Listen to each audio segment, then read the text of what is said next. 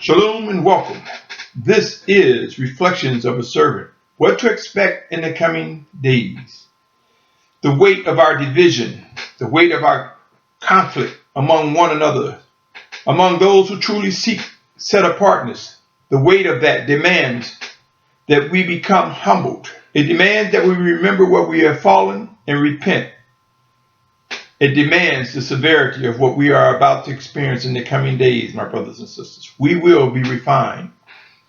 As I mentioned in the opener, in the first two parts of this multi-part segment entitled The Feast Times, just as the sun rises and sets, just as morning to morning comes, daylight to daylight, just as we witness the moon light up at night,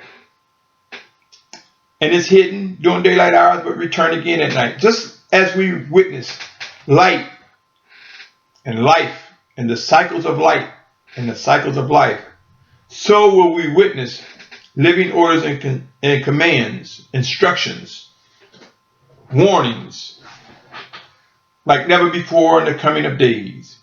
If you're tuning in for the first time, my name is Symmanayah, and these are the words I'm compelled to present.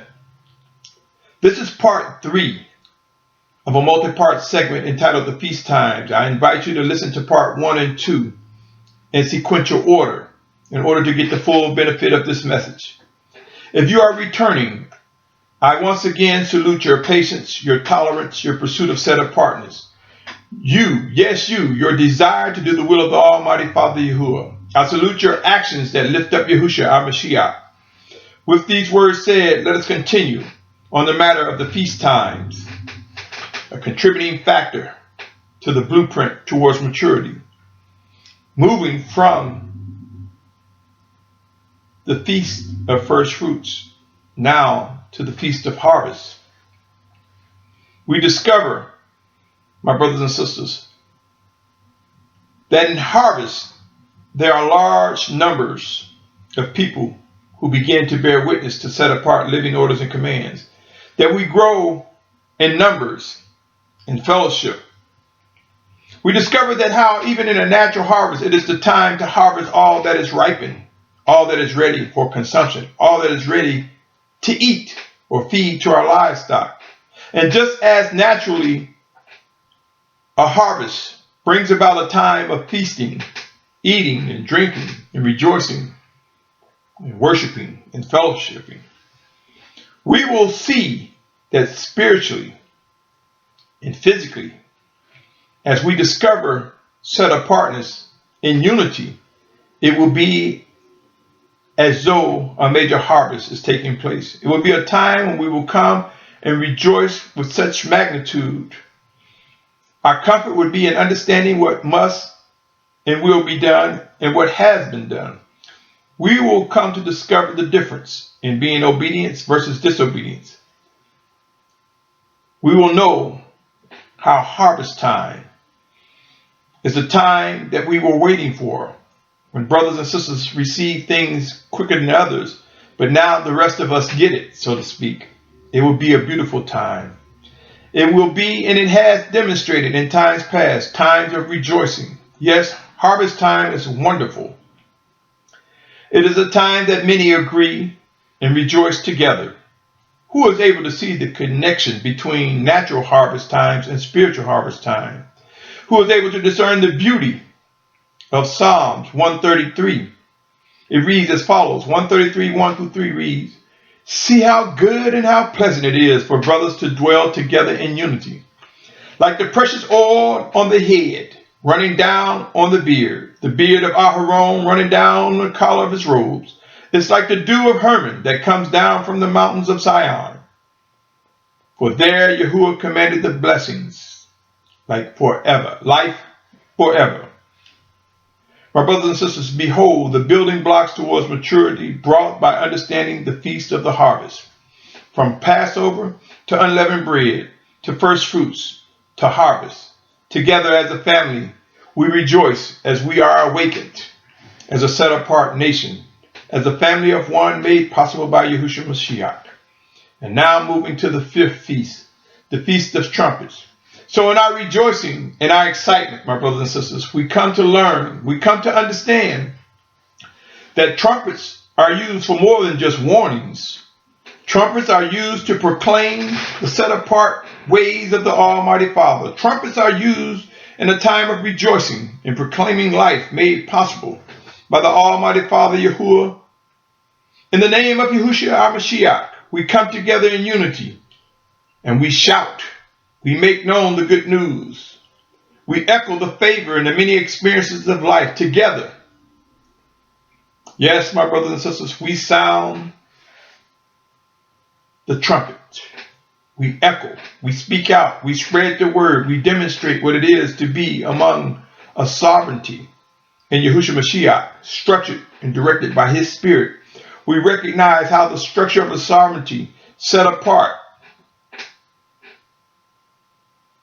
functions with true leadership, chosen leaders sent by the spirit of Yahushua. We come to identify his sent messengers who will walk among us and have walked among us. Messengers known as Malachim, commonly referred to as angels. Yes, we echo, we speak, we shout. Those days are coming and they will be intermittent. And once we are gathered from the four corners of the earth, we will rejoice in being in plenty in that set apart place as we await the return, the physical return of Yahushua Mashiach. Who is able to see the excitement in the Feast of Trumpets? Who is able to discern that there's a set apart pattern in the sequence, the purposes of the feast time beyond just eating, drinking, and fellowship? How many of us are now able to appreciate the feast times a little more, better, as we witness the Feast of the Trumpets as it falls in line after the Feast of Harvest? Who is able to see how if we held on to this blueprint and walked in this strength, it would make for such a beautiful nation, set apart nation in Yahushua Mashiach. Moving on to the next feast, the Feast of Atonement. My brothers and sisters, there's no doubt in my mind that in our excitement, in our pursuit of set apartness, we will come to experience falling, stumbling, making mistakes. It would be as though the wind knocked the air out of our sails, so to speak, or some may say burst our bubble. Yes, we'll stumble, we'll fall. I submit to you, there are those who have experienced, me among the ranks, who have experienced at some point in time in our lives, in our walk, where the wicked one will try to get us to be overburdened with self-condemnation, depression, regret, that we're unable to walk in the fullness of the Spirit because of our struggle. Our flesh will war against the Spirit and try to make us hold our heads down continuously. But I submit to you, my brothers and sisters, we will come to know the full power of the blood of the Lamb, how through atonement we receive strength to rise up when we fall and stumble. We receive the speed and courage, the audacity to press forward towards the mark of worship and obedience when we come to fully understand atonement, the atonement that is brought by the Almighty Father Yahuwah's word that was manifested in the flesh, sacrificed and translated, transformed, the Spirit of Yahushua sent to teach us, help us understand. My brothers and sisters, we will come to realize how the blood of the Lamb, understanding it, makes it possible for us to walk in the fullness of the spirit of set apartness as the Almighty Father directs our footsteps. Know this, my brothers and sisters, there can be no restoration without atonement, the shedding of blood, the blood of the Lamb, Yahushua. Who is able to witness the order towards maturity as it relates to the Feast of Atonement? Who is able to realize the power of the blood of the Lamb? My brothers and sisters, as we move towards unity, we will understand how atonement will bring about the swiftness in our understanding that we have been forgiven so that we can get up, rise up, and press towards the mark that we are called. It is through the atonement of the blood of Yahushua that our house, our vessel, our tabernacle, our lives are made clean. Without atonement, it would be difficult to experience walking in set apartness. Without the power of being washed in the blood of the Lamb, our house would not be clean, where we can walk filled with the set apart spirit of Yahuwah. Sin in Yahushua's name. So we are filled as we are cleansed. We are cleansed by the washing of the blood of the Lamb and by the teachings of the set apart spirit that the Almighty Father sent in Yahushua's name. How many of us are able to see and recognize the value and the purpose of the Feast of Atonement? How many of us can see if we pass these blueprints, these building blocks, these contributing factors towards maturity to those who come into the body, to the newly converts, to the newly convinced, to the newly awakened? Who is convinced that those who yield and remember where they've fallen, that these building blocks could indeed contribute towards the unity of an awakening nation? We have echoed the sentiments of set apartness. We have rejoiced in mass. We have sounded the trumpet. And now I bring you to the Feast of Tabernacle. My brothers and sisters, in all that we have experienced, who is able to see that this last feast time, the Feast of Tabernacle, brings about understanding how we individually are a tabernacle of the Most High, and collectively we are a vessel of the Most High. Who is able to discern the life in 2 Corinthians 6:16. It says, what union has the dwelling place of the Almighty One with idols? For you are a dwelling place of the living Almighty One, as the Almighty One has said, I shall dwell in them, walk among them, and I shall be their Almighty One, and they shall be my people. Discern the life in these.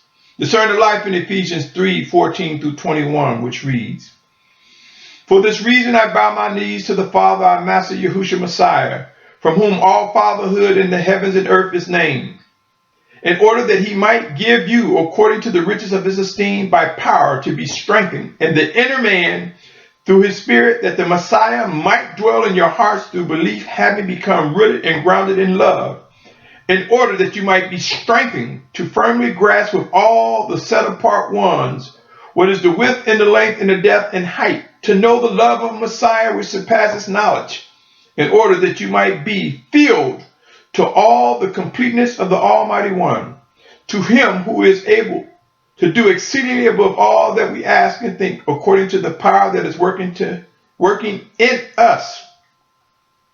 To him be esteemed in the assembly by Messiah Yahushua unto all generations, forever and ever. Amen. My brothers and sisters, during these final days, we will witness a group who will be known as the children of obedience, the children of Yahuwah. We will come to experience a rise in the set-apart spirit of Yahuwah, sent in Yahushua's name. We will discover the structure of our individual vessels, how our individual bodies are tabernacles, our vessels that house our spirit. We will come to know how our spirit is joined with the spirit of Yahushua, how the Almighty Father Yahuwah, how we are made one in him through Yahushua Messiah. Our body, our vessels. We will know what it is to witness our flesh warring against the spirit, but we will also understand and identify the strength of atonement, the power of set apartness, his set apart spirit, giving us the strength to rise up and press into the calling, into the tasks that are at hand. Pray, my brothers and sisters. We will witness structure. A sovereign nation will emerge. Yasharal is awakening. And there will be chosen leaders led by the Spirit of Yahushua, and we will witness messengers, known as Malachim, commonly referred to as angels, emerge among the ranks as we are united. I submit to you, my brothers and sisters, an awakening nation will take shape, and the world will witness Yasharal made whole. And we will see the blueprint, the contributing factor in understanding the true purpose embedded in the feast times. My brothers and sisters, I'm compelled to believe what's to expect in the coming days includes understanding the purpose of the feast times. I'm compelled to believe we will grow to realize the importance of our responsibilities individually and collectively. I'm also compelled to believe we will witness knowing the power and understanding the Feast of Tabernacle along with the other feast times as I have described in this multi-part segment. And Yasharal will be made complete by the power and might of the Spirit of Yahushua. Our redemption draws near. Our final exodus is close, and the world will come to witness an awakening nation. Until next time, my brothers and sisters, prepare to receive all the proof that is necessary to fulfill what has been promised, to fulfill the covenant made by the Almighty Father Yahuwah. In the name of Yahushua, O Yasharal, behold the workings and the life in the words from the Most High. Seek to discern what is indeed set apart, and trust Isaiah 55:11 like never before. Until next time, O Yasharal, until next time, O listener of these words, I pray that you are in good health, that you are growing in wisdom, that you are growing in strength and understanding what must and will be done. I pray that you have the power and might such that you are able to identify whatsoever the trial or tribulation is, that we are able to endure until the very end. This concludes the multi-part segment, once again entitled The Feast Times. Continue to press towards set apartness, my brothers and sisters. Shalom, shalom, shalom.